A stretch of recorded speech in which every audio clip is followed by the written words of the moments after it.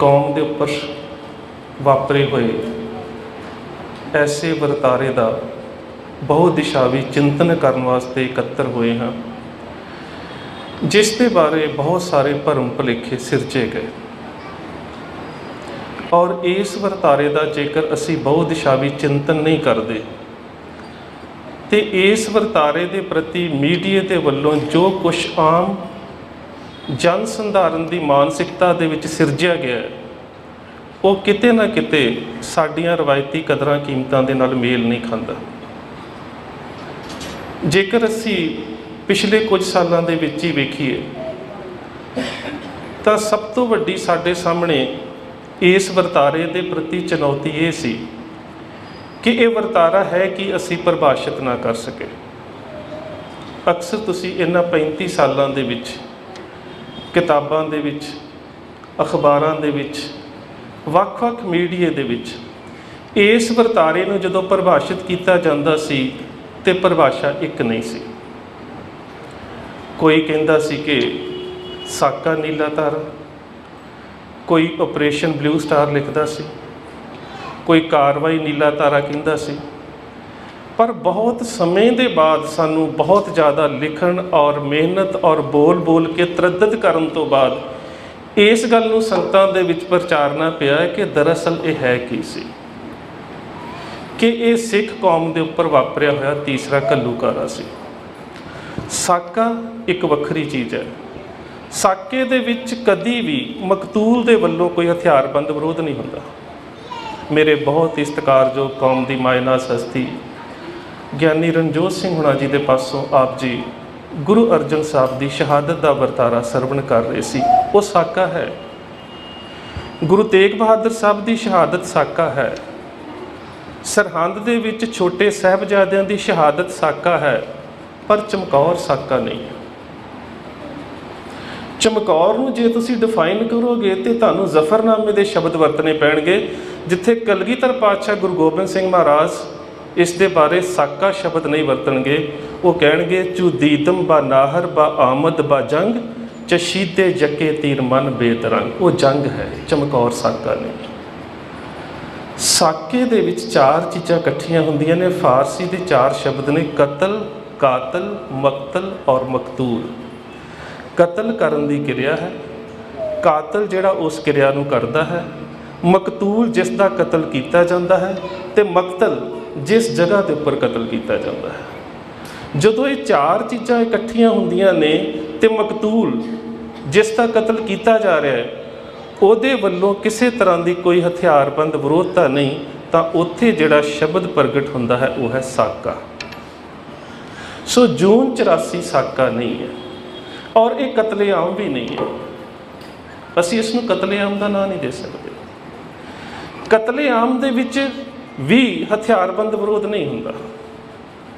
जदों असी इसनूं डिफाइन करते हैं तो साडे सामने साडे इतिहास की नज़र दे विच जिहड़ा शब्द आउंदा है वह घल्लूकारा है, ते असी इसनूं इतिहास के तीसरे घल्लूकारे के रूप च वेखदे हैं।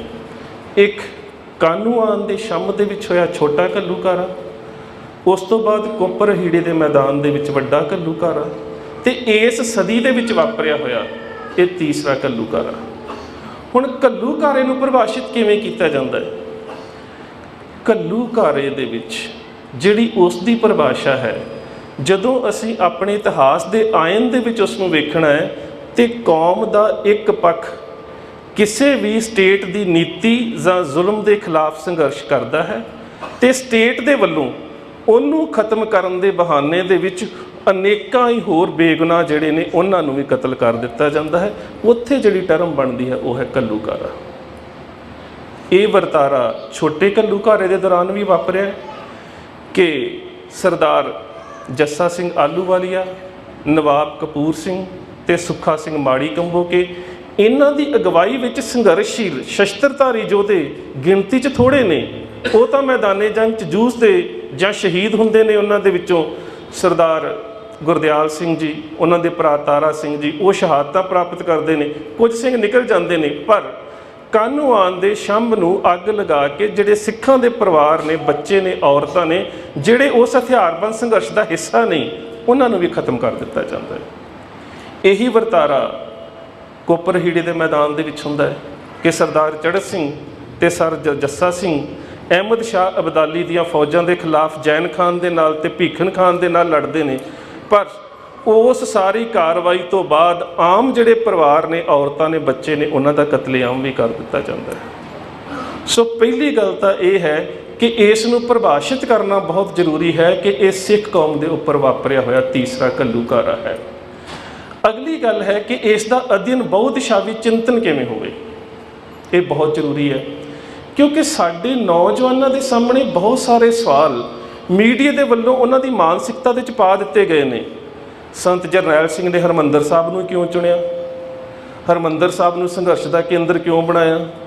ਦਰਬਾਰ ਸਾਹਿਬ ਦੀ ਘੇਰਾਬੰਦੀ ਕਿਉਂ ਹੋਈ? ਕਿਉਂਕਿ ਅੰਦਰ ਮੋਰਚਾਬੰਦੀ ਸੀ। ਅਨੇਕਾਂ ਸਵਾਲ ਸਾਡੀ ਸਿੱਖ ਮਾਨਸਿਕਤਾ ਦੇ ਮਨਾਂ ਦੇ ਵਿੱਚ ਇੱਕ ਮੀਡੀਆ ਦੇ ਵੱਲੋਂ ਪੈਦਾ ਕਰ ਦਿੱਤੇ ਗਏ ਨੇ।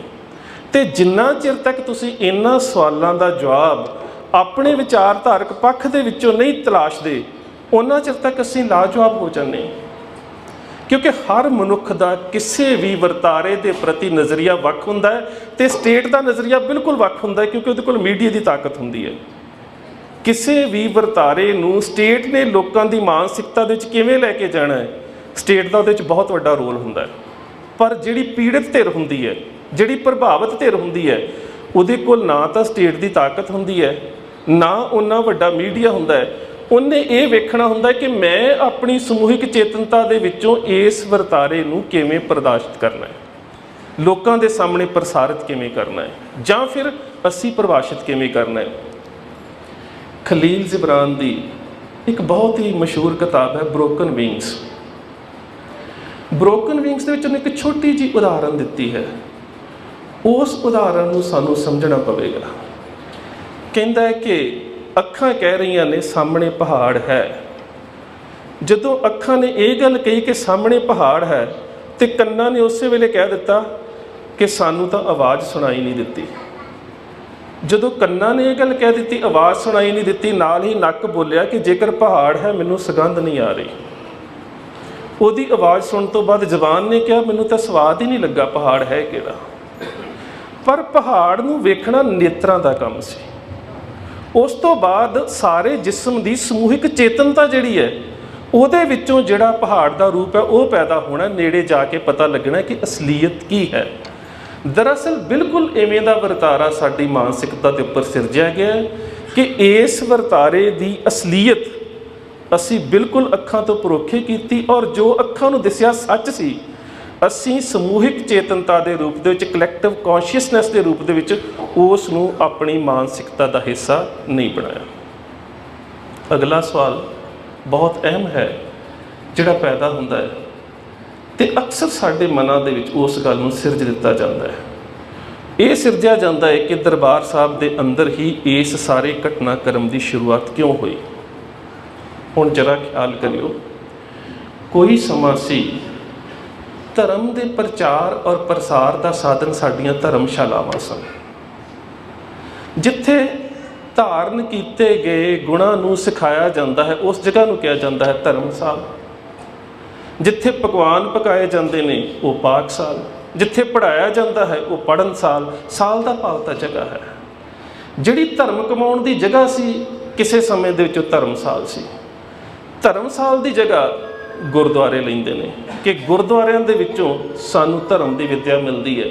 ਪਰ ਗੁਰੂ ਗ੍ਰੰਥ ਸਾਹਿਬ ਮਹਾਰਾਜ ਨੂੰ ਗੁਰਤਾ ਗੱਦੀ ਮਿਲਣ ਤੋਂ ਪਹਿਲਾਂ ਵੀ ਤਾਂ ਗੁਰੂ ਸਾਹਿਬ ਦੇਹ ਸਰੂਪ 'ਚ ਸੀ, ਅਤੇ ਜਿਸ ਇਮਾਰਤ ਦੇ ਵਿੱਚ ਗੁਰੂ ਸਾਹਿਬ ਵਿਚਰਦੇ ਸੀ ਉਹ ਸਿੱਖਾਂ ਦੇ ਨਜ਼ਰੀਏ ਦੇ ਵਿੱਚ ਗੁਰੂਦੁਆਰਾ ਹੈ ਕਿਉਂਕਿ ਉੱਥੇ ਗੁਰੂ ਹੈ, ਉਹ ਗੁਰਧਾਮ ਹੈ, ਗੁਰੂ ਘਰ ਹੈ ਕਿਉਂਕਿ ਉੱਥੇ ਗੁਰੂ ਨਿਵਾਸ ਕਰ ਰਿਹਾ ਹੈ।